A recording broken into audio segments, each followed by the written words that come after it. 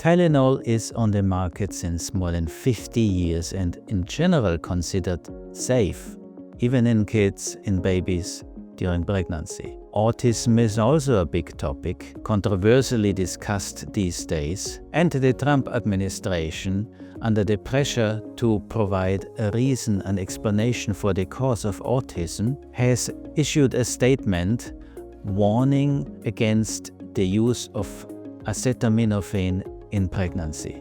So the interaction between parties, politicians and scientists, and media degenerated to an exchange of misinformation and lies. So beyond politics, what are the facts? Hi, I'm Manfred Stapff, the host of the Real World Evidence Perspective, which brings you truth, data, and candid context. During another episode of this podcast, we have talked about measles vaccines and autism.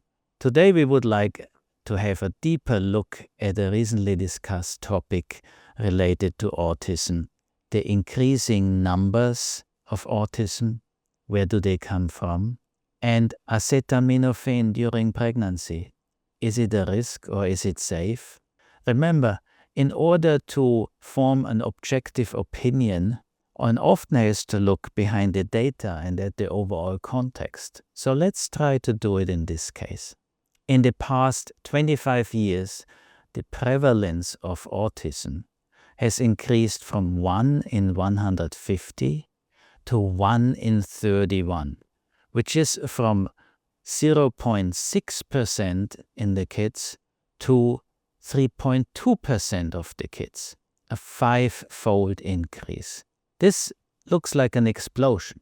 This increase is far beyond statistical error, far beyond variations or difficulties, deviations in data collection. This is an undeniable upwards trend, at least in the numbers. So what may be reasons for that? There are potential reasons in the way how the numbers are collected. Every diagnosis has to be coded into an ICD code in order to be used by databases and by statistics.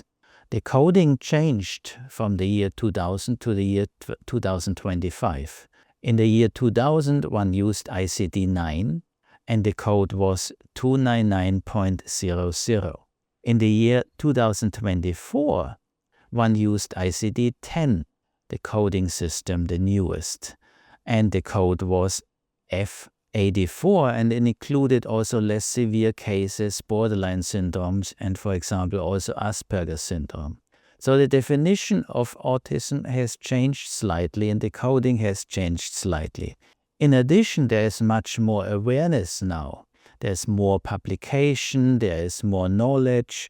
One looks a little bit more seriously on cases what was looked perhaps 20, 30 years ago and seen as a kid with a little bit of a strange behavior, but it will somehow figure it out when the kid grows up. Such kids now have access to real well psychological and psychiatric examinations. So this better awareness and better care and increased diagnosis of mental disorders and the reporting by definition changes can be summarized under the words reporting bias or detection bias.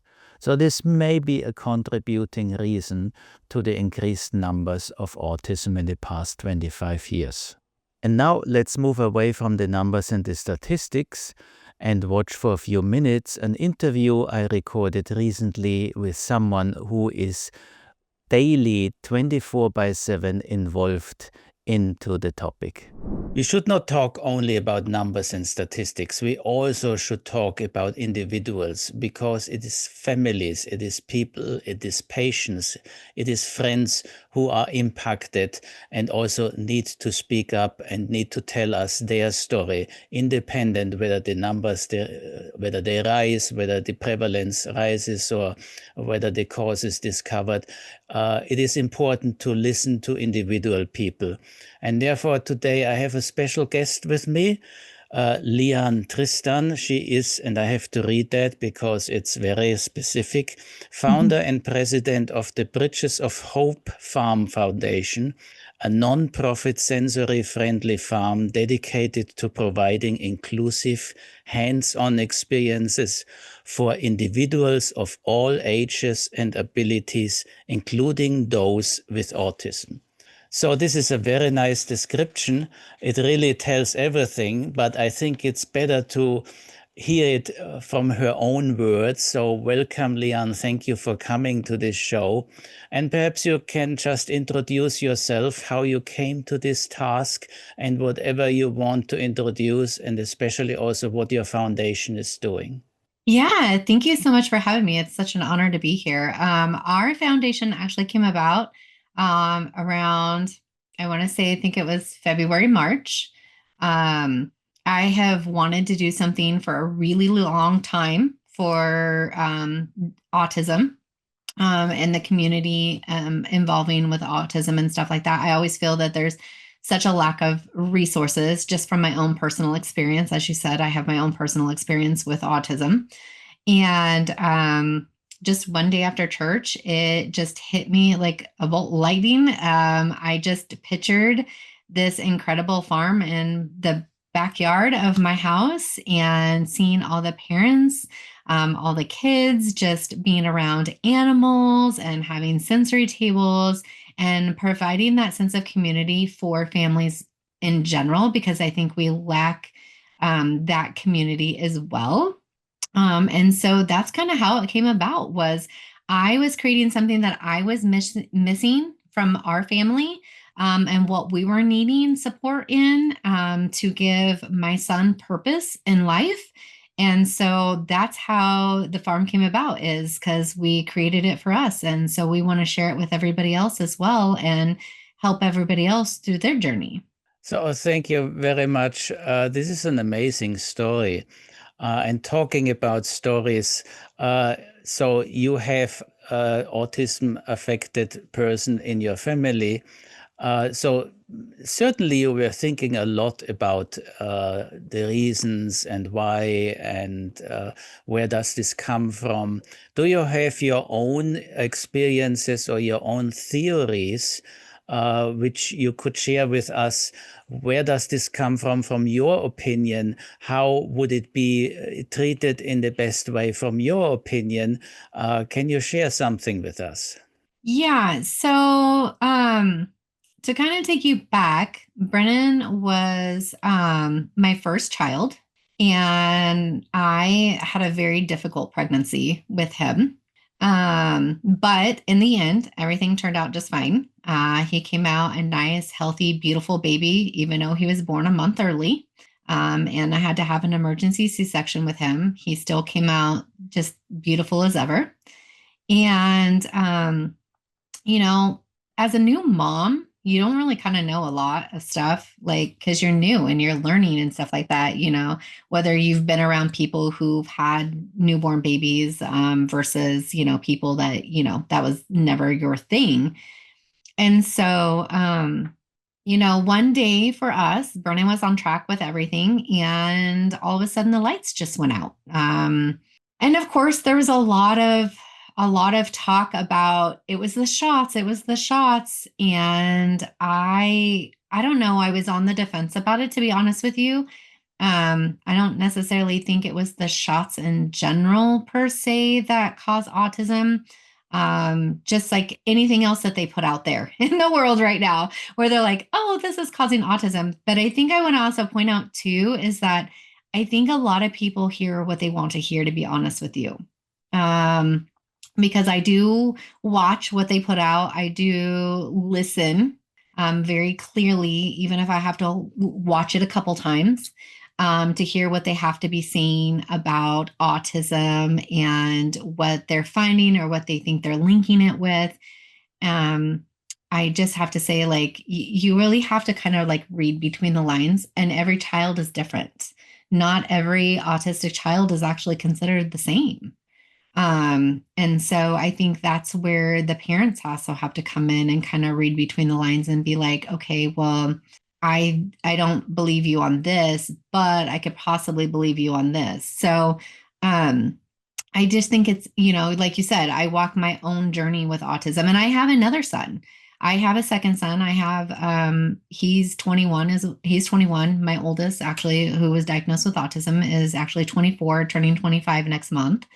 And to be honest with you, I did the same thing. I did the shots, but I actually took a different approach with my son because I wasn't leaning saying that it was the shots, but I wasn't denying that it wasn't the shots either.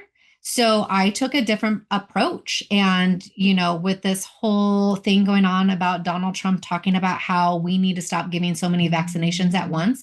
Well, I did that with my son, my second son. I actually split up all of his vaccinations. The doctor argued with me about it, but I stood my ground and I told him that that's what we were going to do. My youngest son is not, he's got no learning issues. He's not considered autistic. He's a fine, normal kid, well, young man now, living his life. But my son is with me 24/7, my oldest. I am his caretaker. I do not have help doing that. It's me and his dad. That is who takes care of him 24/7 because he was actually diagnosed as mental retardation, autism, nonverbal level 3. So we have him 24/7. And that's, I think like, again, people need to walk their own journey with things. And I think people need to stop. Like, to be honest with you, our son was diagnosed, I want to say in, what was that? I think 2002, he was actually diagnosed with all of that. And it took a while to get the diagnosis. It wasn't it was something happened not overnight really per se, but kind of with him, which I didn't quite understand what was going on when you have a child that was literally on track and was speaking and talking and like saying words, doing those milestones of making the sounds of the animals and saying cat and dog and things like that. So I do think there's something going on. I do think they are on the right track. And I can go further into that in a little bit if you'd like. Thank you very much. This is a very touching story. It is much more personal than numbers and statistics. I talk more about numbers and statistics, and the rest of this podcast also has, of course, likelihoods and numbers needed and relative risk and this kind of things. But listening to someone who is actually involved in this topic is really touching. You said something very important. They are not all the same. Every autistic patient, every autistic person is different. Not all have a mental disability, but I think they have something in common, which is a different way, their own way how to communicate. Perhaps not communicate at all, but you correct me if I'm wrong, but their own way how to communicate with the environment. And this opens, of course, the question, how does this impact your family, your community, your friends, your role? So with Brennan being nonverbal, it actually impacts him a lot because with him being older, nobody wants to give him the time of day. Nobody wants to employ him. Nobody wants to utilize him as a volunteer. So it really does impact us a lot. We really, to be honest with you, don't have a lot of friends and family. You kind of, some families end up getting very isolated because when something like this happens or a diagnosis like this happens, a lot of people will shine away because they don't understand it. And some can't handle it either. And so it becomes a very isolated world with things. And when you have a child that doesn't have a communication device, and wasn't taught at a very early age with a communication device, it really puts a strain on the families because you never know if they're in pain. You don't know what they're going through. You don't know if a medication is actually like helping them or not helping them. All we can do is watch their behavior and how they are and how they react to things, which sometimes you don't necessarily get like a reaction. I mean, for instance, just for an example, back in November, we had some testing done because we needed to kind of figure out what was going on with my son because my son was having a lot of behavior issues and we didn't know what was going on. And so we had some stuff done. Well, when it came time to the doctor, we had some problems with the doctor. So we had to get a new doctor and we had to wait until February. Come to find out, this whole entire time, my son had been dealing with a kidney stone and we had no clue. All we knew is we were having some behaviors, but we didn't know why. We didn't know what was causing that. But he was in so much pain from this 10 millimeter kidney stone. We had no clue. And so if we would have known, we could have taken care of it a lot quicker. If he could have said, "Oh, I'm in pain. This is hurting. It hurts to go to the bathroom," or "I can't go to the bathroom." And we had no clue. So I think it's really important that at an early age, when our kiddos are considered nonverbal and severely autistic, we need to be getting communication devices in these kids' hands as quick as possible so they don't have this problem. And so they have more opportunities in life. Another very touching study. I mean, this is so important that patients, if they have a kidney stone, have pain, have something, they can communicate that and are not misunderstood. So misunderstanding seems to be a huge problem in this case.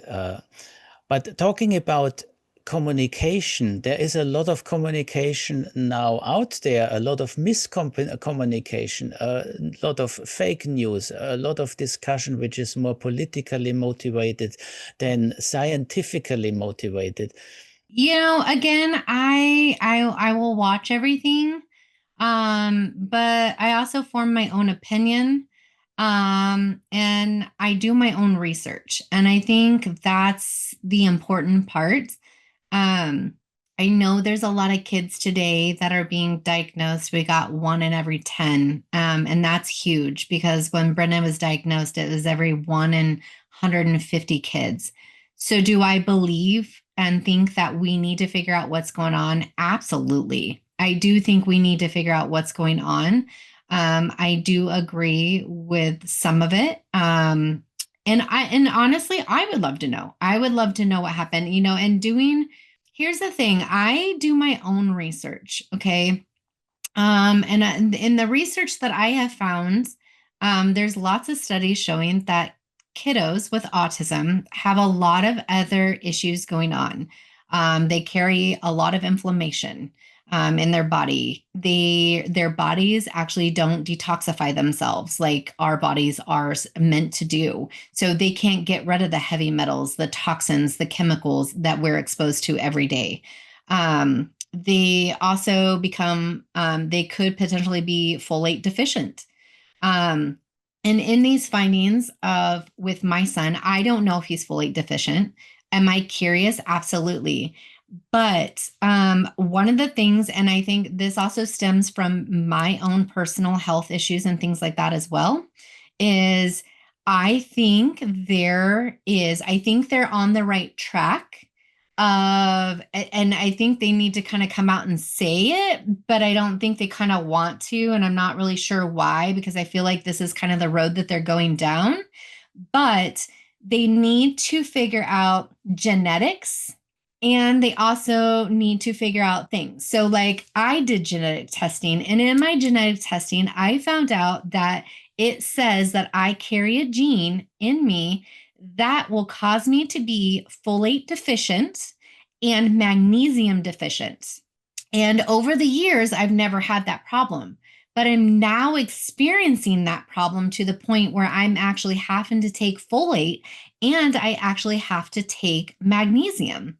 And so this brings me to, because I'm experiencing that, it made me actually go down a road with my son and realize, we're always being told we need to take fish oil or eat fish or things like that to help with cholesterol and stuff like that. And it helps with our brain, and there's all kinds of stuff. So it kind of led me down the road to be going like, okay, if I could potentially be or am deficient in these things, and here I am taking these things now and I'm feeling 10 times better, what is my son lacking that he could potentially be, could benefit from? And so I've actually went down the road of actually doing turmeric with him, and I actually give him turmeric 3 times a day, a liquid version of turmeric. I've showed a huge difference in his inflammation that he carries. I have also started omega 3s with him, just as well. I started calcium because I do know for a fact that he is, or excuse me, magnesium with him because he is magnesium deficient, just from some previous tests that we did when he was in the hospital for a little bit for prior things that we had to get taken care of. And so I give him magnesium as well, which I've noticed a huge difference in him. I've also started him on probiotics because a lot of kids who are autistic end up having a gut health issue. And studies show that your gut is like your second brain. So if you're having discomfort there, you're going to have discomfort in the rest of your body. Just by adding these 3 things to him, I have noticed his speech has come back. He is now saying, I love you. He is now more involved in what I'm doing. If I'm on my phone watching a video, listening to somebody talk about autism or their experience, he wants to know, or if it's animals, because he's a big animal lover, he wants to see. He is not in his room anymore. So I really think they're on the right direction. I think whatever genes we have going on, I'm not saying autism is caused by Tylenol at all. I'm not even remotely saying that. But I'm saying some people could potentially, because of the genes that they have, that could be running an interference and causing some issues. They say when your liver can't detoxify your body, then your body has all these toxins. And that's when you start seeing these autoimmunes and you start seeing sickness in your health and things like that, and that your health goes downhill. Well, I think that's the same thing that's going on with autism. Is I'm not going to say we're ever going to have a cure for autism. I don't necessarily think we will. I think autism is an autism thing. And it has to do with the brain, and there's a lot of moving parts in there as far as that goes. But as a parent, if I can do anything to have my son to have a little bit easier life and help him function more and be able to communicate with people and not feel so frustrated because he can't tell us what's going on, by all means, I welcome it with open arms. I would love to know what has caused it. I would love to know if it is a genetic thing as far as like genes go. I'm not going to sit here and say, yes, my son was born with autism, because I don't believe that at all. I don't believe he was. And there's other families out there that feel the same way. They had the same experience that I had. I found a couple of them. I always thought I was the only one, because a lot of people were like, I know that they can diagnose autism in younger kids nowadays. But mind you, my kid he was, I don't know, 2, almost 2.5 when we got our official diagnosis of his autism. Yeah, very, very interesting points. So you brought already the scientific aspects in your personal life and did your own testing, so to say. And very often these are the individual experiences and observations which also then create hypotheses for further studies and bring the science forward. So thank you very much for that. So this was a super exciting and very teaching and touching conversation. I have in the background here your email address, or let's say your web page and your contacts, if you don't mind. That's where people can contact you for donations or for help. Is there anything else which you want to communicate to our audience? If you just want to hear more about my experience, I also have my own podcast. It's called The Other Side of Autism, Life Without Words, where I do share a lot of personal stuff about my journey with my son and what we've been through. And just in general on how I felt, because I think it's important for families to know that they're not alone and it's okay to feel the feelings that they feel when they get that diagnosis or even later in life when they're going through a different transition with them. So we talk about that, and we also bring other families on and have them talk about their own personal experiences and what they do and how they can handle things as well. So I just want to say thank you so much for giving me the opportunity to come on and speak about this. And just let everybody know from, somebody who walks this journey, my perspective on it and how I look and how I took one of my kids and learned from what I, went through with them, but still yet did the same thing with my other child and had a totally different transition and life with that child. I don't think we should be scared of things. I think we should be asking questions, and we should be asking the why and the hows, and also just doing our own research. So thank you very, very much, Leanne. So this was really a great contribution to all these topics around autism, and it's so important to listen to people, to families who are actually impacted, not only to the scientific people. They are important, no doubt, but also those who live that every day. And as I have understood, you live it basically 24 hours by 7 days. So Yeah. thank you very, very much. I wish you, your family, and your foundation all the best. And just if you repeat, you have your own podcast. If people are further interested, just repeat the title of your podcast. Yeah. It's called The Other Side of Autism, Life Without Words. The Other Side of Autism, Life Without Words. So thank you very much, Leanne.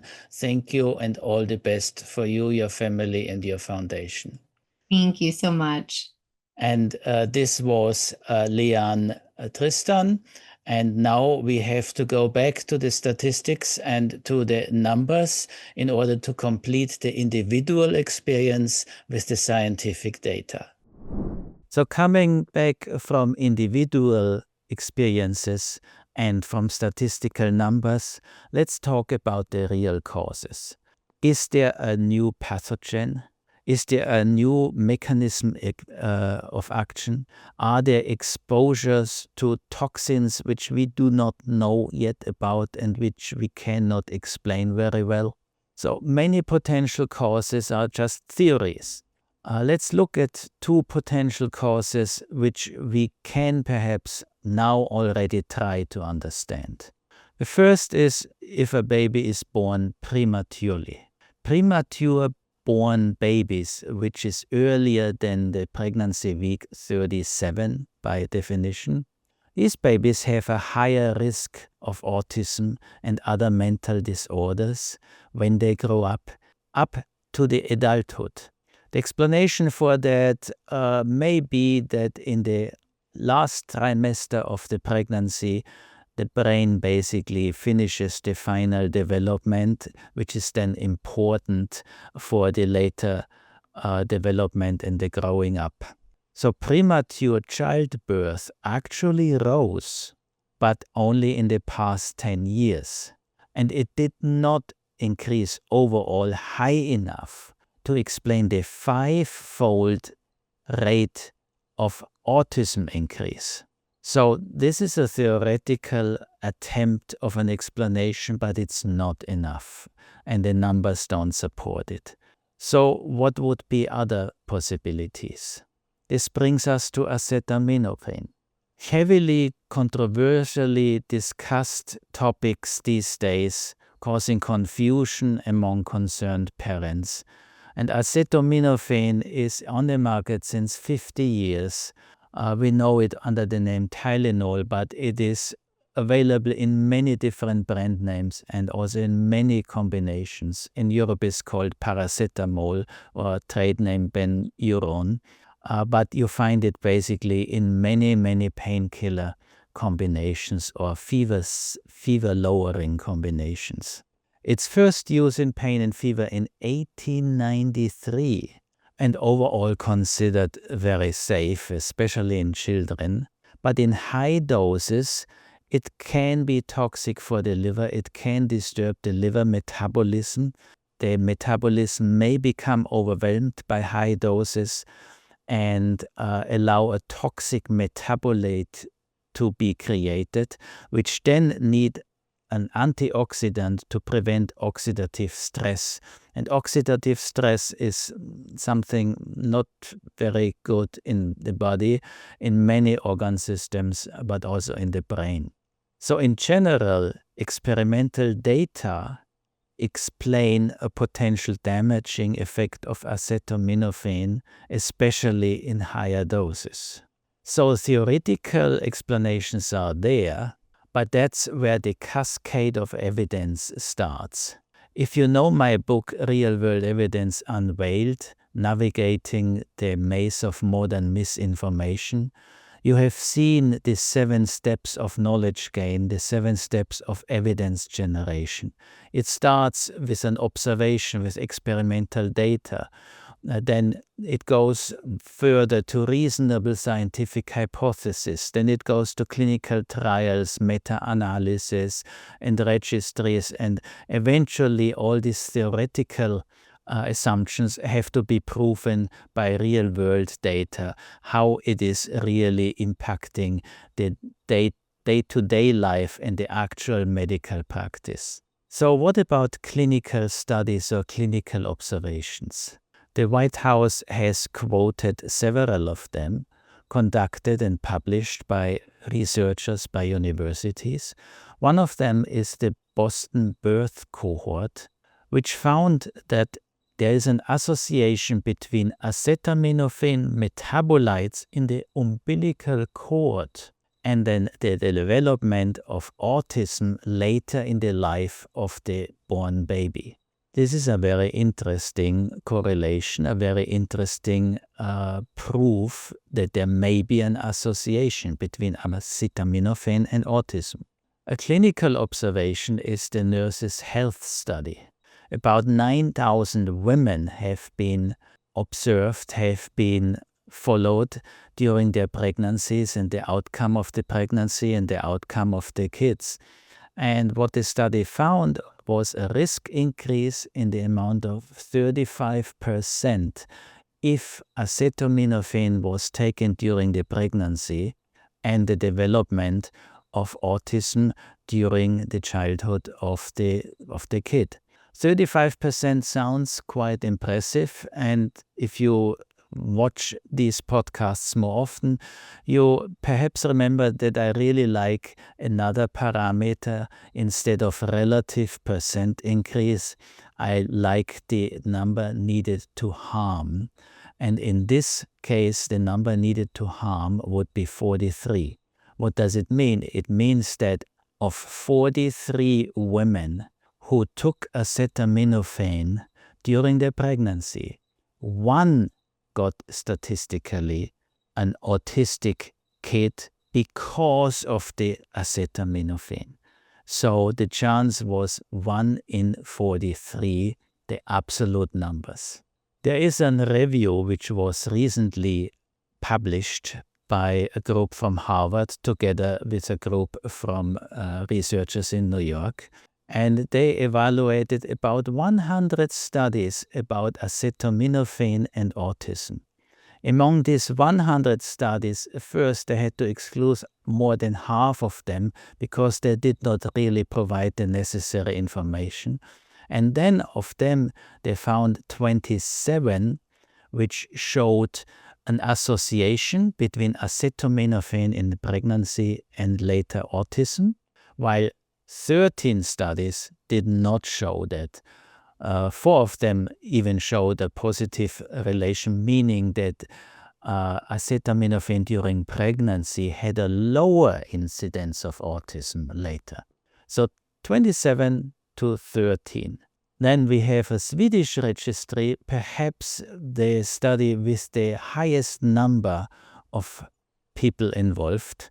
One cannot say patients here, would be people or pregnancies. And in 2.4 million women with pregnancies and outcome of the kids, the Swedish study found no association, no relationship between acetaminophen in pregnancy and the later outcome of the kid. It is also important to say regarding the Swedish registry that they did a sibling study and found no association because if you look also at the siblings, you can eliminate statistically potential genetic or familial factors. So the studies are inconsistent. What other data can we have? Do we have real-world data? Acetaminophen is a non-prescription drug. It's over-the-counter. So real-world data like electronic medical records, prescription data, insurance claims data would be difficult to collect and may not be reliable. But if autism was related to acetaminophen use, one would expect parallel to the increase in autism, also an increase in acetaminophen consumption. Correlation is not causation, I always say that. But if acetaminophen was the reason for an increase of autism, then one would also see an increase of acetaminophen consumption in the past 20-25 years. So it is difficult to see because, as I said, it's a non-prescription drug, but there was a slight increase, a very slight increase, much smaller than the peak by the pandemic and the influenza, the tridemic. So the increase in autism did not go along with an increase in acetaminophen use. So this is not really a good explanation. So where are we now? The science is inconsistent. There are warnings. One says, be careful, but there is no definitive proof. What helps very much is that the FDA Commissioner, Dr. Martin Makary, has brought down the energy a little bit and published a letter to the medical community saying at the end of the letter, acetaminophen is the safest over-the-counter alternative in pregnancy. This brings it to the point saying, yes, but we don't know exactly, we better are careful, but don't panic. So this brings me to the summary and the conclusion. Again, don't panic. Especially, don't switch to another painkiller. And I call it painkiller, if you need something against pain, against fever, don't switch to another than acetaminophen, because the other ones may be even more dangerous in pregnancy than acetaminophen. And then also it makes sense to think about the benefit-risk profile.